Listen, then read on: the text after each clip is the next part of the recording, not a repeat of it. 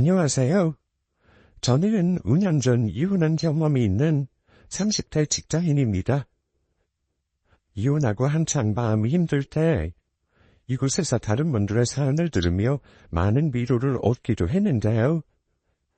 많은 사연을 들어봤지만 수많은 이야기들 중에서도 저보다 더한 걸 겪은 사람은 없는 것 같아요. 오랜 시간 고민하다가 저의 기막힌 사연을 이 익명의 공간을 빌어 다뤄놓으려 합니다. 누군가에게는 저의 사연이 도움이나 위로가 될 수도 있으니까요. 다만 미리 말씀드리고 싶은 게 하나 있습니다. 제 사연을 듣고 저를 바보라고 하거나 혹은 못됐다며 욕을 하실 수도 있어요. 하지만 그런 거 알면서도 제 어두운 과거를 털어놓으려 용기를 냈다는 걸 꼭 알아주셨으면 합니다. 사람의 생각이나 가치관은 저마다 다르기 마련이니 제 선택에 대해 무인정하다고 하실 수도 있어요. 하지만 제가 선택을 할 때 가장 중요하게 생각했던 건 바로 저 자신의 행복이었다는 것입니다. 내 인생은 다른 이가 대신 살아주는 게 아니라는 것을 가장 염두에 두고 내린 결정이니 이 점 이해해 주시고 가난한 마음으로 사연 들어주시기 바랍니다. 이제는 벌써 5년이라는 시간이 흘러버린 일이네요. 이혼한 전 남편과는 산자리에서 만났습니다. 우리 집안으로 선이 들어온 건 아니었고 전 남편 사촌 누나가 저와 같은 회사에 다니는 분이었어요. 몇 번 자기 사촌 동생을 소개하고 싶다는 말을 했는데 처음에는 부담스러워서 거절했습니다. 그런데 그분이 저를 되게 마음에 들어 하셨는지 주변 직원들에게 계속 말이 들어오는 거예요. 물론 저도 그때 만나는 사람이 없어서 저를 마음에 들어 한다는 게 썩 기분이 좋긴 했습니다. 게다가 저와 같은 부서 사람들 부추김도 한몫하긴 했습니다. 선희 씨, 전무과 팀장님이 선희 씨를 그렇게나 마음에 들어 한다며 그 집안 사촌 동생 소개해주고 싶어 한다고 소문이 다 났더라. 마다하지 말고 한번 나가보지 그래. 내가 듣기로는 그 집안 되게 부자라고 하던데. 아이, 그래도 같은 직장 사람이 소개해주는 건 부담돼서요. 혹시 잘 안 되면 껄끄러워지니까요. 그런 거 뭐 있어. 미혼 남녀 둘이 만나는데 잘 될 수도 있고 아닐 수도 있는 거지. 그러지 말고 기회 있을 때 만나봐. 그거 알아? 30 넘어가면 소개해준다는 사람도 주변에 없어진다. 부담 갖지 말라는 말에 용기를 얻은 저는 안 돼도 그만이라는 가벼운 마음으로 산자리에 나갔습니다. 하지만 제 기대보다 더욱 젠틀하고 다정한 성격의 남자에게 저 역시 호감을 가지게 되었고 저에게 관심을 표시하는 그 사람 장단에 맞추다 보니 물 흐르듯 교제까지 하게 되었습니다. 그리고 사귄 지 석 달도 안 될 시점에 그 사람이 먼저 결혼하자고 했고요. 물론 제 입장에서는 좀 빠른 게 아닌가 싶은 생각도 들었습니다. 하지만 결혼은 눈에 무가 쉬어야 하는 거라고 하나요? 정말 남편이 하자는 대로 따라만 가다 보니까 어느새 제가 상견례 자리에 앉아있더라고요. 우리 친정 부모님들은 저보다 3살 많고 듬직한 데다 넉넉한 집 아들인 사윗감을 굉장히 마음에 들어 하셨습니다. 흔히 말하는 상견례 프리패스상. 그게 우리 남편이었어요. 짧은 교제 기간이었음에도 저에겐 너무나 다정했고 의견 차이로 다툰 적이 한 번도 없을 만큼 잘 맞는다고 생각했습니다. 결혼 생각하고 나서 서로의 가족에 대해 얘기하며 한 건데 그 사람은 밑으로 4살 어린 여동생이 하나 있다고 하더군요. 그런데 가족 얘기를 하면서 어쩜 저 얼굴이 어두운 거예요. 그러면서 저에게 어렵사리 터놓고 싶은 게 있다는 말을 했습니다. 결혼하기 전에 너한테 동생에 대한 건 미리 얘기해야 할 것 같아. 내 동생 말이야. 지금 사실 몸이 많이 안 좋아. 2년 전에 대장암 수술했는데 이혼하고 나서 아이까지 키우고 있거든. 작년부터는 몸이 많이 안 좋아져서 집에서 요양하고 있는데 동생 아이도 우리 부모님이 돌봐주고 있어. 수술은 했지만 암이 사기인데다 뼈까지 전이가 된 상태라 살 날이 많이 남지 않았다고 하더라. 우리 가족들은 매일 살얼음판 걷는 것처럼 살고 있어. 결혼 서둘렀던 것도 동생이나 장가가는 거 꼭 보고 싶다고 한 이유도 있어. 내가 미리 말하는 게 너 당황하지 않을 것 같아서 말이야. 아픈 동생이 있다는 말에 조금 놀라긴 했습니다. 얘기를 들어보니 여동생은 저보다도 한 살이 어린데다 암 수술하고 장로를 다는 바람에 이혼당했다고 하더군요. 솔직히 같은 여자로서 속상하더라고요. 장로라는 게 인공 학문이다 보니 젊은 부부는 극복하기 힘들었겠다 이해는 갔지만 그래도 아이까지는 하는데 암 수술했다고 와이프를 내쫓다는 거 저로서는 좀 화가 나더군요. 미리 말해줘서 고마워. 그런데 그거 알아? 사람 죽는 거 그렇게 쉬운 거 아니더라. 죽는 날짜라는 걸 정해놓는 건 아니니까 동생도 분명 더 오래 버틸 수 있을 거야. 요즘 대장암이나 위암은 우리나라가 진짜 잘 고친다고 하더라. 동생 괜찮을 거야. 너무 걱정하지 말고 최대한 빨리 가족들에게 인사드리도록 하자. 저는 난스러운 마음에 결혼 서두르는 그 사람을 이해하게 되었고 인사드리는 것도 서둘렀습니다. 교제하는 동안 느낀 건 아픈 여동생과 자주 다정한 목소리로 연락을 하거나 챙기는 모습을 많이 보였다는 거였습니다.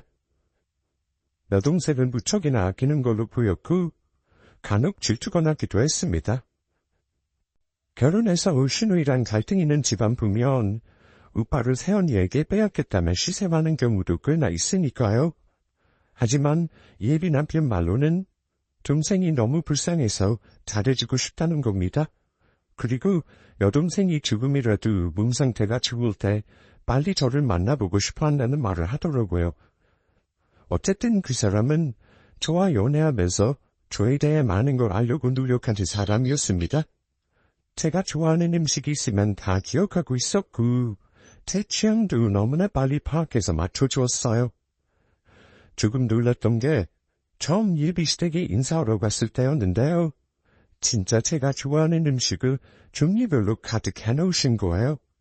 아마 예비 남편이 시어머니에게 미리 말을 해놓은 것 같았습니다. 너무 감동이기도 했고 놀라기도 해서 어머니에게 감사하다고 말했더니 시어머니가 하시는 말씀이 이거 네 시누이랑 같이 한 거란다. 제 오빠 결혼할 사람 온다니까 너 좋아하는 거 손수 만들어주고 싶다면서 힘든데도 땀을 뻘뻘 흘려가며 했지 뭐냐. 어머니가 이런 말씀을 하시는데 액되고 말라 보이는 시누이가 옆에서 배시시 웃고 있더라고요. 그래서 시누에게도 고맙다는 인사를 했습니다. 몸도 불편한데 이렇게 신경 써줘서 너무너무 고마워요 아가씨.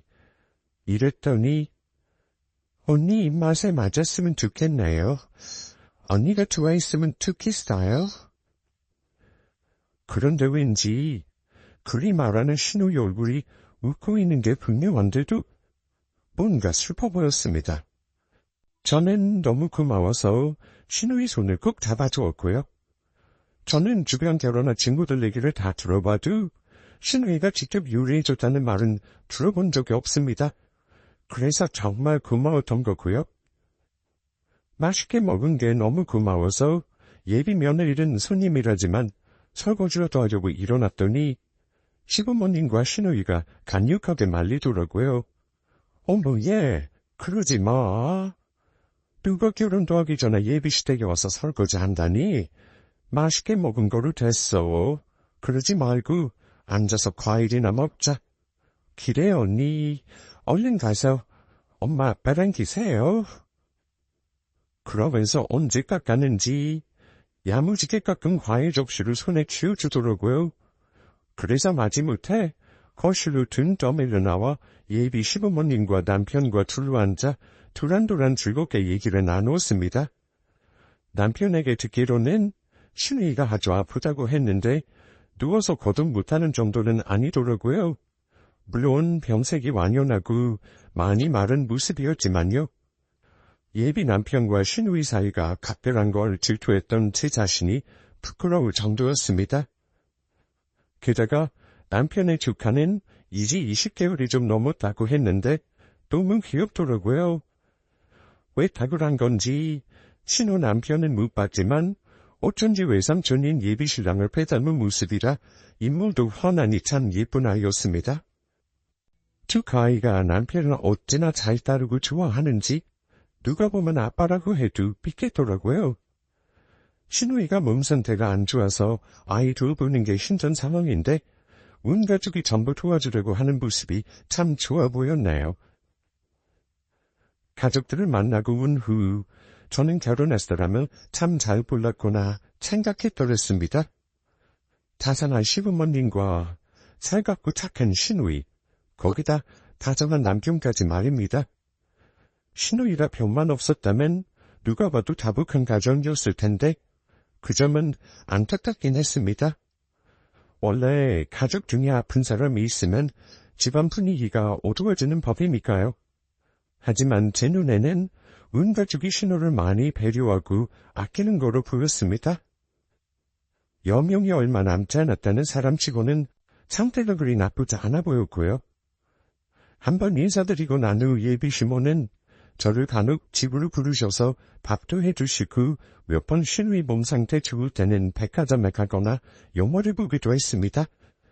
남들은 예비 시댁이 그렇게 불편하고 싫다는데 무슨 복이 있어서 이런 예비 시댁을 만난 건가 싶어 기쁘기까지 했습니다. 여러 번 만나면서 느낀 건 시가 전체가 성격이 비슷하더군요. 시아버지도 고연세치고 곰살 맞은 그런 성격이고요. 특히 남매가 서로 친밀하게 챙기는 게 있었어요.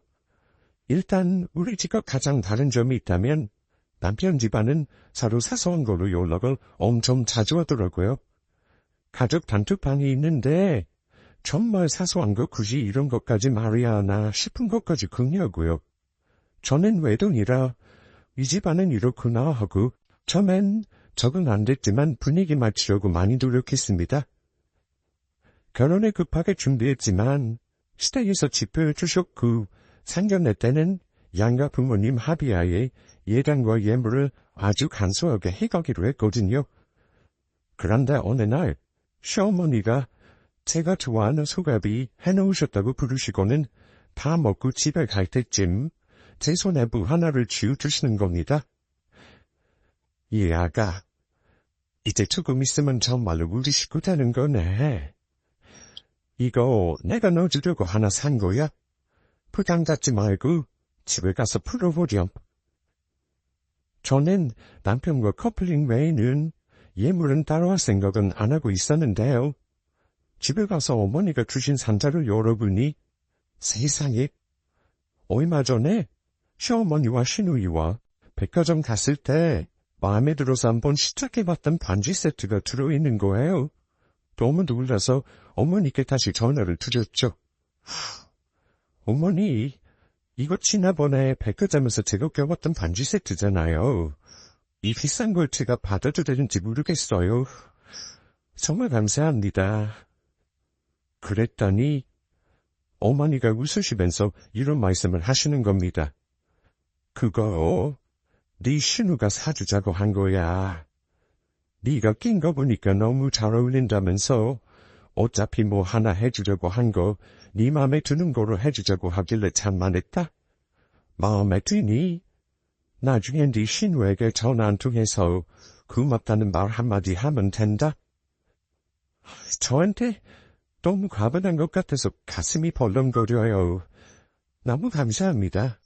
아가씨한테 꼭 감사 인사할게요. 제가 착용해봤던 반지까지 신우이가 기억하고 있을 줄은 몰랐습니다. 그 당시 저에게는 아주 감동적이었어요. 그뿐이 아니었습니다.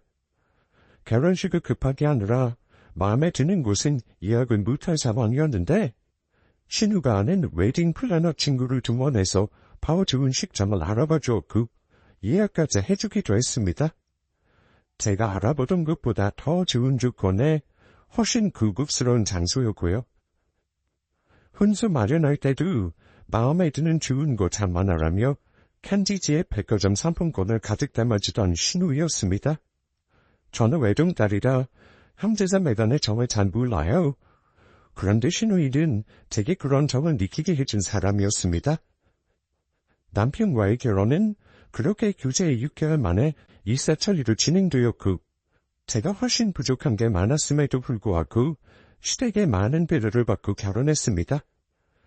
남편 명의지만 대출 없이 아파트도 해주셨고, 제가 혼수 잔마다는 비용 혹시 모자랄까봐 따로 남편 통해서 돈 봉투도 챙겨주셨어요. 제가 예단을 거창하게 해가는 것도 아니었는데 시부모님은 저에게 그런 거 하나 바라신 거 없습니다. 심지어 어머니는 아들이랑 결혼해줘서 고맙다는 말씀을 하시면서 우시기까지 하셨고요. 결혼할 때 회사에서 저 선보는 거 부추겼던 직원들도 다들 한마디씩 하더라고요. 이렇게 빨리 결혼할 줄 몰랐다면서요.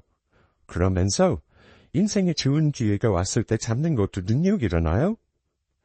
친한 친구들은 30도 안 된 나이에 왜 그리 결혼을 서두르냐며 좀 더 상대에 대해 알아보고 결혼하라는 조언도 했습니다만 어쨌든 결혼하고 나니까 신혼 때는 마냥 좋기만 했습니다. 큰이들 결혼하고 나면 스택 식구나 남편이 돌변하기도 한다길래 혹시 그런 게 아닐까 걱정을 했지만 결혼하고 보니 그거 역시 기우였더라고요. 어머니를 비롯해 남편도 그렇고 시가 식구들은 어쩔 때는 제 눈치를 보는 게 아닌가 싶을 정도로 결혼 전과 똑같이 잘해주셨습니다. 그리고 시댁에 자주 오라는 말도 안 하셨어요. 결혼한 직후에 어머니가 하셨던 말씀이 우리 집은 제사도 안 지내고 명절 당일에 식사만 하고 각자 편하게 지내는 집안이야. 자주 안 와도 되니까 네 신랑이랑 재미있게 살려. 엄마는 그거만 됐다. 아니에요, 어머니. 아가씨가 몸도 많이 안 좋은데 얼굴 볼 수 있을 때 저도 자주 와야죠. 집에 병자가 있으면 모든 가족들이 우울하고 힘든 법이야. 굳이 너까지 마음 아프게 할 생각 없어. 대신 네 남편이 혼자 왔다 갔다 하는 것만 이해해 주죠. 저는 아픈 신우이와 어린 시조카 생각해서 자주 오겠다고 했지만 어머니는 꼭 와야 하는 일이 있을 때만 부르시겠다 하셨습니다.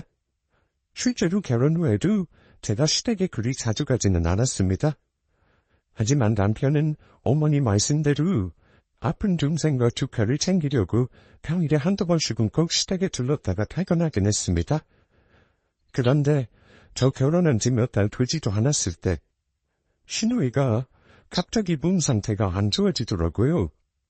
제가 듣기로는 이미 항암이 필요 없는 단계라고 했고 가족들과 의미있는 시간을 보내는 게 훨씬 중요한 시점이라고 하더군요. 신우이 역시 집에서 최대한 있고 싶어 했는데 통증 조절 때문에 어쩔 수 없이 호스피스에 입원까지 하게 되었습니다. 암이라는 거 참 무서운 게 어느 때는 괜찮다가도 갑자기 상태가 안 좋아지게 하는 거더라고요. 신우이가 호스피스로 옮긴 다음부터 남편은 시부모님과 번갈아 신우병간에 매달렸습니다. 저 역시 무거운 마음으로 신우이를 자주 보러 병원에 갔고요. 시부모님은 엄마 없이 혼자 남게 될 외손주를 너무나 마음 아파하시면서 눈물바람이셨습니다. 신우이는 죽기 한 달 전 무렵부터는 굉장히 힘들어했는데 해줄 수 있는 게 통증 줄여주는 것밖에 없어서 너무 가슴이 아프더라고요. 그래도 가족들과의 이별을 담담히 준비하더군요. 어느 날은 마침 제가 신우이를 보러 갔을 때 컨디션이 조금 좋아 보였어요. 무거운 마음이었지만 신우이와 이런저런 담소를 나누고 있던 와중에 남편이 잠시 자리를 비운 사이 저에게 할 말이 있다고 하더라고요. 언니, 저 이제 시간이 얼마 안 남은 것 같아서요. 마지막으로 언니한테 꼭 부탁할 게 있어요. 들어주기 힘든 부탁인 거 알지만 제가 언니 말고는 이런 부탁할 사람이 없어서요. 저는 젊은 나이에 삶을 내려놓아야 하는 아가씨의 처지가 너무나 안쓰러워 뭐든 얘기해보라고 했습니다. 아가씨, 제가 들어드릴 수 있는 거면 뭐든 들어줄 테니까 개의치 말고 얘기해보세요. 못 들어줄 부탁이 어디 있겠어요? 언니, 저는 죽는 건 하나도 안 무서워요. 근데 언제 남의 태아들 생각하면 너무 마음이 아프고 무서워요. 걱정하지 마세요, 아가씨. 어머니 아버지도 그렇고 저도 그렇고 시훈이 잘 돌봐줄 거니 너무 걱정하지 말아요. 고작 3살이라 나중에 크면 엄마 얼굴 기억도 못할 텐데 그거 생각하면 너무 슬프지만 차라리 아이가 기억 못할 때 죽는 게 낫다는 생각도 들어요. 신우이는 이런 말을 하면서 눈물을 보이더라고요. 저도 덩달아온 건 말할 것도 없고요. 언니, 이런 부탁 정말 말도 안 되는 거 알지만 그래도 언니한테 말하고 나면 제 마음이 편할 것 같아요. 혹시 나 죽고 나면 언니를 우리 시훈이 엄마로서 키워줄 수 있나요? 언니가 그것만 약속해주면 저 아무 걱정 없이 편하게 살 수 있을 것 같아요. 부탁할게요, 언니. 지금 확 다 달라는 건 아니에요. 그렇지만 불쌍한 우리 시훈이 봐서 조금만 고민해주세요. 저에게 자기 아들을 맡아달라며 부탁하는 신우를 보며 차마 바로 확답을 할 수는 없었습니다. 마음이 너무나 복잡하더라고요. 결혼한 지 반년도 되지 않았고 저는 조카를 좋아하긴 하지만 아직 누군가의 엄마가 되는 건 자신이 없었기 때문입니다. 하지만 이제 그 죽는 사람 앞에서 그깟 소원 하나 못 들어주랴 싶었습니다. 젊은 나이에 아이까지 놔두고 가야 하는 신우가 너무 불쌍했습니다. 산 사람들이 몫이라 생각하고 일단 신우의 마음이라도 편하게 해주고 싶었던 저는 고개를 끄덕였습니다. 아가씨, 걱정 말아요. 내가 우리 남편이란 시훈이 예쁘게 잘 키워볼게요. 그러니까 걱정하지 말고 마음 편히 먹어요. 시훈이는 할머니 할아버지도 있고 삼촌도 있고 저도 있잖아요. 저의 대답을 듣고 난 신우이는 그제야 마음이 편해졌는지 희미하게 미소를 짓더군요. 언니, 정말 고마워요. 난 언니 처음 뵀을 때부터 좋은 사람인 줄 알았어요. 우리 시훈이한테도 좋은 엄마 돼줄 것 같았거든요. 신우이는 마치 예전부터 저를 본인 아들 엄마가 돼줄 사람이라고 생각했던 걸까요? 그런 의미심장한 말을 남기고는 연신 고맙다고만 했습니다. 잠시 후 남편이 들어왔고 무슨 대화를 했는지 궁금해했지만 일단 남편에게는 신우이와의 대화 내용을 말하지 않았습니다. 그게 신우이와의 마지막 대화였습니다. 그 뒤 한 달도 못 채우고 신우이는 세상을 떠났으니까요. 신우이의 임종을 제가 지켜보지는 못했습니다. 저도 일하는 도중에 남편에게 신우가 세상 떠났다는 연락받고서야 알았어요. 시부모님도 슬퍼하셨지만 우울한 투병 때문에 두 분도 지치신 건지 이런 말씀을 하시더라고요. 이제 간 사람은 간 거고 산 사람은 살아야지. 그동안 우리 두머니가 애를 참 많이 썼어. 우리는 할 만큼 다 하고 보내줬으니 미련은 없다. 그나저나 우리 시훈이가 불쌍해서 어쩐다. 엄마 없는 것도 모르는데 저걸 안쓰러워올지 봐야 할지 모르겠다. 딸이 죽었으니 분명 슬프셨을 겁니다만 어째 제 눈에는 시부모님보다 남편이 더 슬퍼하는 것처럼 보였습니다. 남편은 신우이 죽고 나서 장례식장에서 내내 울었어요. 조카 시은이를 안고 너무 울어서 저도 말을 못 걸 정도였습니다. 장례식은 가족들과 몇몇 지인들에게만 연락해서 조촐하게 치렀는데요. 이상한 건 신우도 아프기 전에는 분명 친구나 지인들이 있었을 텐데 제 눈에는 안 보이더라고요.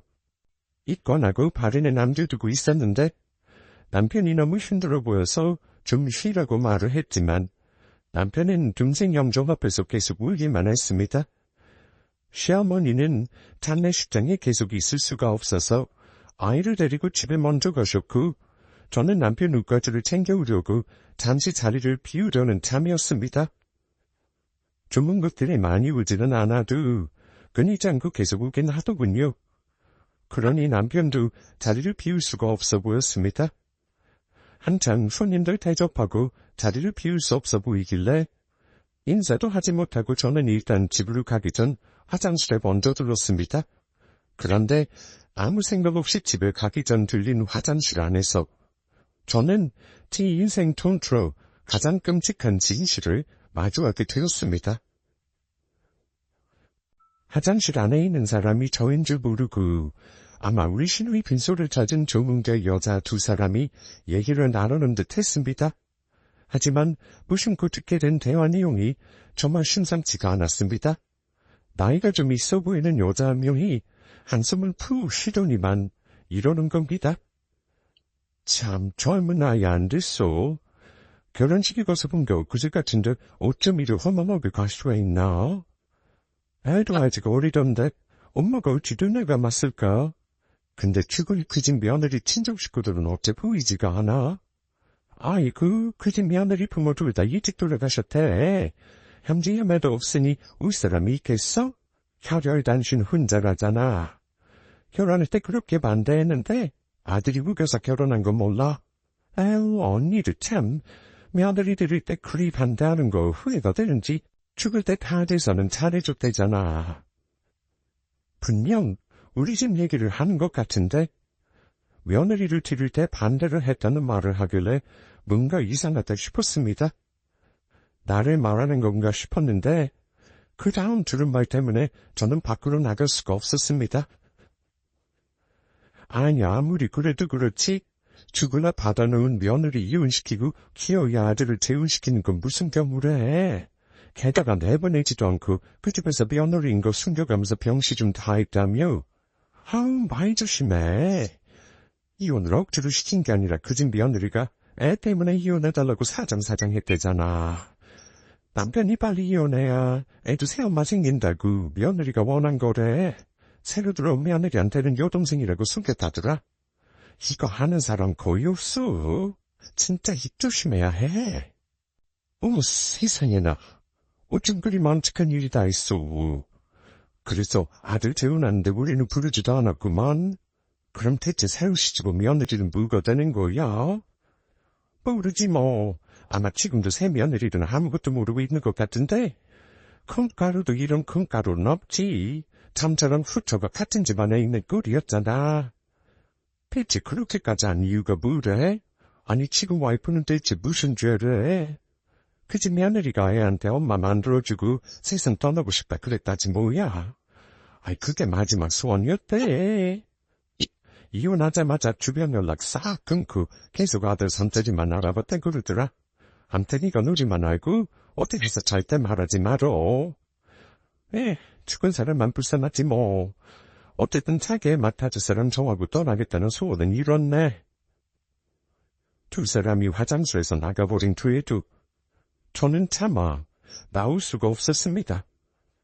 제가 들은 두 사람의 대화에 의하면 제가 이 집에 시집온 건 남편이 재혼이었고 제가 신우이로 알고 있던 사람은 남편의 전조였다는 거잖아요.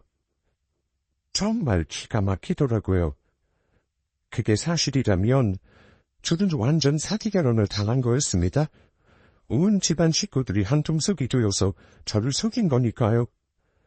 화장실에서 나오지도 못하고 가만히 생각을 정리해 보았습니다.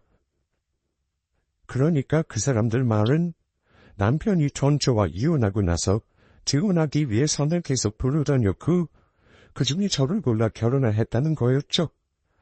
전처는 시누이 행세를 하며 사실상 시댁에서 자기 애와 같이 산 거고요. 이런 짓을 한 이유가 자기 아이에게 잘해줄 새엄마를 만들어주고 싶어서라니. 그 희생양이 왜 하필이면 저였을까요? 화가 나기보다는 모든 게 꿈이 아닐까 하는 기분이었습니다.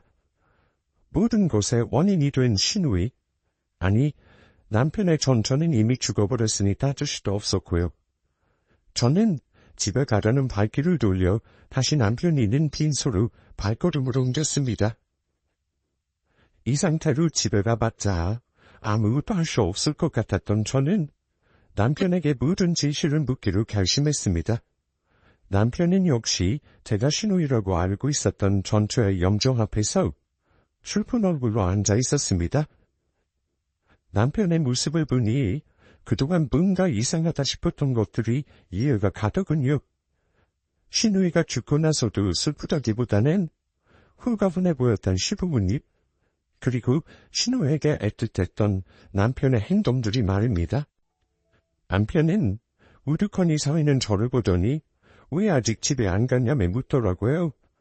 그 태어난 모습을 보자니 그제야 화가 나기 시작했습니다. 당신, 나한테 할 말 없어?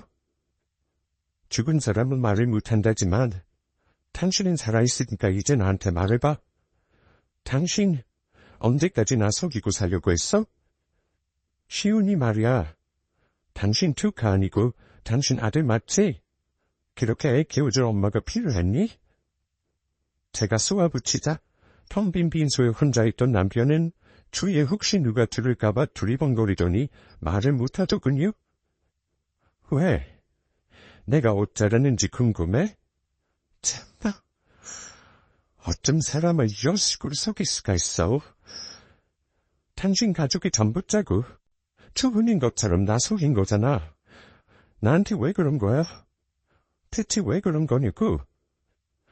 저는 눈물도 나오지 않았고 그냥 울부짖기만 했습니다. 남편은 그제야 입을 떼더군요. 어때 알았는지 묻지도 않고요.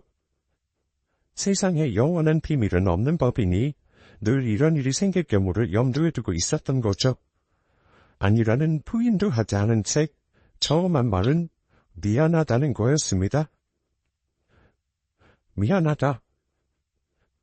너한테는 정말 몹쓸 짓을 했어. 하지만 당신을 대한 마음은 진심이야. 지금 와서 이런 말하는 거 우습겠지만 그건 알아주었으면 좋겠다. 뭐? 진심이라고? 당신은 진심으로 좋아하는 사람한테 이런 짓을 하니? 이건 엄연한 범죄야. 진심이었다는 말로 당신이 한 짓 포장하지 마. 나는 아가씨가, 아니, 당신 전처가 정말 나를 좋아하는 줄 알았어. 근데 그게 자기 애 돌봐줄 사람이니 잘해준 거라 다름없는 거잖아. 어찌 보면 당신 전처가 제일 나빠. 어떻게 다른 사람 인생을 이렇게 망쳐놓을 수가 있어? 미안하다. 정말 미안하다는 말밖에 할 말이 없어. 굳이 변명을 하자면 시훈 엄마가 애를 너무 사랑해서 그런 거야. 엄마니까 도저히 애를 혼자 두고 못 가겠다고 그러더라. 혹시 내가 엄한 여자랑 재혼해서 애 구박하면 어쩌려고 매일 울던 사람이야. 뉴스에서 애 학대하는 것만 봐도 울던 사람이라고. 그런 사람 마지막 소원이었는데 어쩌겠어. 미안해. 그렇지만 이제 시원 엄마는 죽고 없잖아. 당신이 한 번만 용서해준다면 모든 사람이 평화롭게 살 수 있어. 여보, 제발 내가 이렇게 부탁할게. 남편은 울면서 무릎까지 꿇더군요. 하지만 저는 용서를 생각할 마음의 여유 따위는 없었습니다. 화장실에서 들었던 콩가루 집안이라는 말이 머릿속을 맴돌았고 아무것도 모르고 남편 전투와 지냈던 시간들이 끔찍하게 여겨졌습니다. 당신의 식구들 정말 소름 끼쳐. 당신 애든 호적에 물려놨을 거 아니야. 언제까지나 속일 적쯤이었는데? 당신이 시간 지나서 네 아이 나오면 죽은 애 엄마 마음 이해할 거라고 생각했어. 끝까지 속일 생각은 전혀 없었어, 여보. 제발 내 말 믿어줘.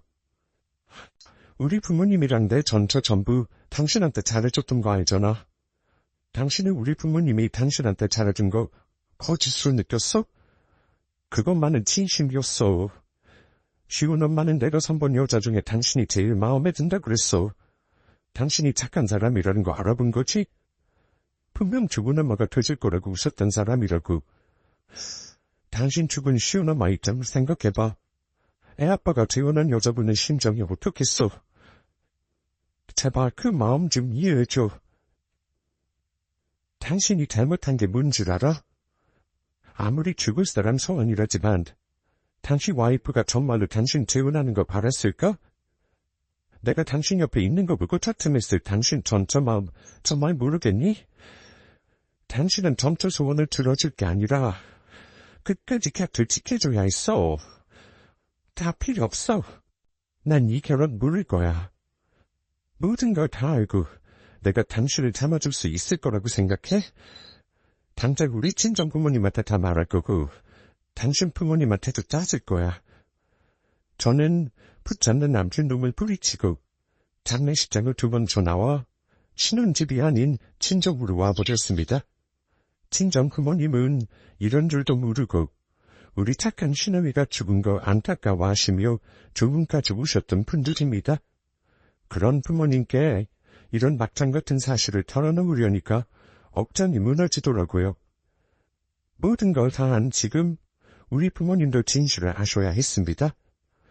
모든 사실을 얘기하고 나서 부모님이 부인 반응은 예상하신 대로입니다. 엄마는 머리를 싸매고 알아누워버리셨고 아빠는 남편놈에게 전화해서 그래그래 난리를 치셨습니다. 저는 그날 이후 남편 전처 장내고 무고 발걸음을 하지 않았습니다. 시부모님이 번갈아가며 전화를 하고 난리가 났지만 전부 거부하고 받지 않았어요. 들어봤다 뻔하죠. 자기 아들 용서해달라는 말 할 거 뻔한데 들어서 뭐 하겠나요? 신혼집에서 짐을 융달로 빼내고 친정에 와서 며칠 머물며 고민을 했어요. 남편 놈은 장례가 끝나고 나서 바로 친정집으로 달려와서는 우리 부모님 앞에서 싹싹 빌었습니다. 하지만 엄마는 남편을 만나주지도 않으셨고 아빠는 한숨을 푹푹 쉬면서 이혼시키겠다는 말만 하셨습니다. 전에는 오늘부로 우리 식구가 아니네. 내 딸한테 몹쓸 짓한 범죄자 그 이하도 이상도 아니야. 지금이라도 당장 경찰서 끌고 가고 싶은 거 참고 있는 줄이 나에게. 내 딸은 그 집안에 둘 수 없으니 그리 알고 당장 돌아가. 장인어른, 제가 정말 잘못했습니다. 집사람이 하자는 대로 할 거니까 부디 용서해 주세요. 꼴 보기 싫으니 당장 내 집에서 나가. 그렇게 집에서 쫓겨난 남편은 저에게 다시 한번 생각해달라는 말을 남기고 돌아갔습니다. 시어머니에게 전화가 계속 오는 걸 계속 피할 수는 없었어요. 어쨌든 시어머니도 남편과 한통속이나 다름없다 생각하면 분했어요. 이제는 정리할 거라는 말을 확실하게 전해야 했습니다. 저와 통화하면서 시어머니는 미안하다며 계속 울기만 했습니다. 계속 사과하면서 용서해달라고 했지만 저는 용서한다고 말하지 않았습니다. 전화 끊고 후 마음이 참 복잡했네요. 처음에는 그 집안 식구들 전부 감옥에 쳐놓고 싶을 만큼 감정이 격했는데 시간이 지나면서 점차 냉정하게 가라앉더라고요. 정말 다정했던 남편이었고 이상적인 남자를 만났다며 주변에서 그리도 부러워했건만 모든 게 가짜였다니요. 저에게 모든 걸 베풀어줬던 시모를 떠올리면 한없이 믿고 원망스러웠습니다. 문득 남편과 아이가 가엾다는 생각도 들었습니다. 엄마가 죽은 줄도 모르는 어린아기니까요. 부모님은 제가 한동안 아무것도 안 하고 방에 틀어박혀 있는 거 보고는 정신줄을 놨다고 생각하셨는지 부랴부랴 변호사를 알아보시고 소송 준비를 하셨습니다. 부모님이 알아보시고 와서 말씀하시길 남편에게 친자가 있다는 거 말 안 한 건 사기 결혼이나 마찬가지라고 하더군요. 사기 결혼으로 구속하고 혼인 취소 소송을 해서 판결문으로 남남이 될 수 있다는 말씀을 하셨습니다. 종이 몇 장의 힘이 참 무거운 거구나 싶었습니다. 그깟 종이 몇 장으로 부부가 남남이 될 수 있다는 게 참 허무했어요. 사실 제가 마음이 유독 복잡했던 건 다른 이유도 있었습니다. 처음에는 남편과 당연히 헤어지는 거 생각했지만 솔직히 말하면 다른 길도 고민하긴 했습니다. 친정 부모님께는 차마 이런 마음을 털어놓지 못했지만 처음으로 이면이 군간에 말해보는 건데요. 아이를 키우고 살면 어떨까 하는 생각도 안 한 건 아니에요. 누가 들어도 남편 집안 식구들이 욕먹을 상황인 건 분명한데 남편 전처가 저에게 아이를 부탁한다고 말하던 모습이 자꾸 떠올라서 괴로웠습니다. 심지어 꿈에도 나타난 적이 있었어요. 저를 속인 거 생각하면 분하지만 그때 제게 아이를 부탁하던 남편 전처는 분명 진심이라는 걸 알고 있었습니다. 결혼 전부터 저에게 잘해주며 자기 남편이었던 사람과 결혼하는 저를 지켜보는 그 여자 마음은 도대체 뭐였을까요? 죽은 사람에게 연민을 느끼는 건지 저도 이런 감정 때문에 괴로웠습니다. 저더러 바보 같다 하실 수 있는 거 압니다. 그 집 핏줄인 손주를 위해서 집안 식구 모두가 저를 속였다는 것도 알고요. 그러나 짧은 결혼 생활 동안 저를 다정하게 대해줬던 시부모님과 남편은 거짓이었다고 믿고 싶지 않았습니다. 엄마는 제가 무슨 고민을 하는지 아신다는 듯 이런 말씀을 해주셨네요. 너 무슨 생각하는 줄 알아? 엄마도 애는 무슨 죄야 싶다만 그래도 그건 아니다. 너는 그 집안에 희생당한 거야. 속아 넘어간 거라고. 자기 핏줄 지키려고 남의 집 귀한 자식 희생양으로 삼은 못된 집안인 거다. 아니요, 네 남편이랑 살겠다는 고민 같은 거 하지도 말어. 엄마, 나 그런 생각 안 해. 그냥 사람한테 이렇게 속을 수도 있구나 해서 한동안 허무했을 뿐이야. 걱정 마. 그 인간이랑 헤어질 거고 다 정리할 거야. 제가 말도 안 되는 고민을 하는 사이 부모님은 구속장을 접수하고 혼인 취소를 위해 소송도 진행하셨습니다. 제가 해야 할 일임에도 오래 빠져있는 딸을 위해 애써주신 거죠. 나중에는 정신이 차려지더라고요. 내가 계속 이러고 있으면 부모님이 힘드실 것 같아 저도 단단히 마음을 먹기로 했습니다. 부모님이 도와주신 덕에 구속권과 소송은 원만하게 진행했습니다. 중간에 남편 쪽에서 구속권은 합의해줄 수 없겠냐고 연락 왔지만 거절했어요. 재산상 나눌 것도 없었고 저는 제가 결혼하면서 들인 돈 받기 위해 손해배상 청구도 진행했습니다. 힘든 과정이었지만 시간은 어쨌든 흐르더군요. 당연히 결과는 저의 승소였고요. 손해배상 청구한 건 도중에 그 집 안에서 돈을 돌려주길래 취하했습니다. 모든 걸 마무리하고 나니까 힘들었던 마음도 이제는 괜찮아진 지 오래입니다.